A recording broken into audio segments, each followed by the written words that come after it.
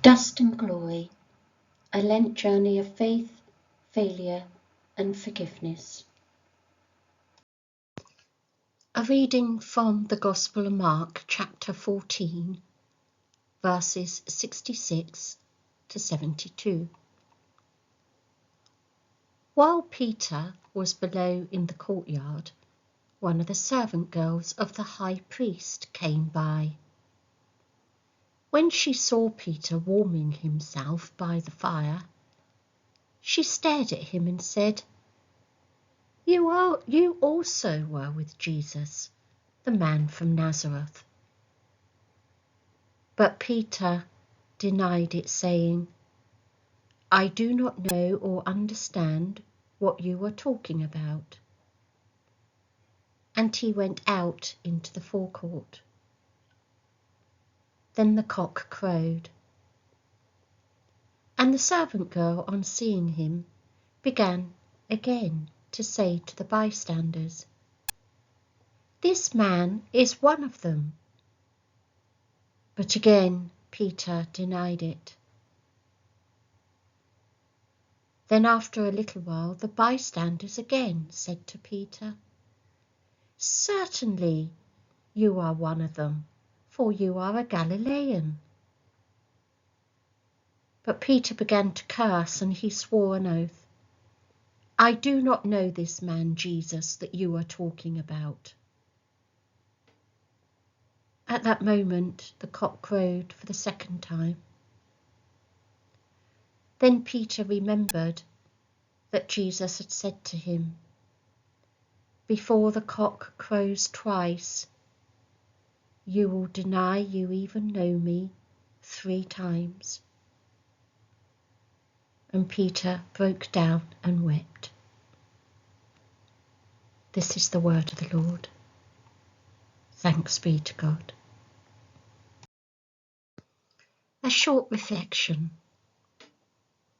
Perhaps we might think that the worst thing in life is to be a failure, to wear it as a garment that can't be taken off, to have this label at the heart of our identity feels so final when we fail. That's how many of us respond when things go wrong. Perhaps we are too quick to move forward from "I have failed" and label ourselves by saying, "I am a failure." But the truth is, we are much more than one action, or one thought, or one sentence. As humans, we are a complicated muddle of doing well sometimes, doing badly at other times, and being somewhere in the middle most of the time. Peter, the disciple.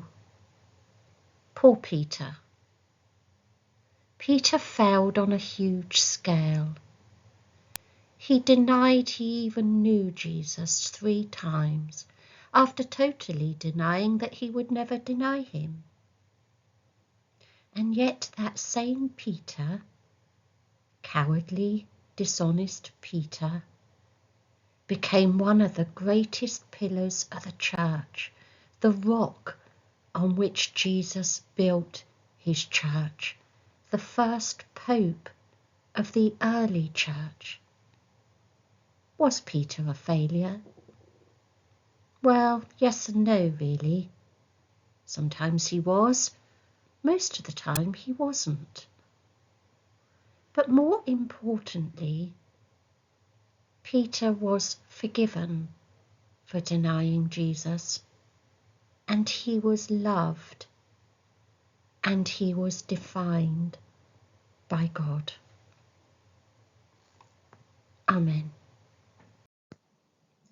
A challenge.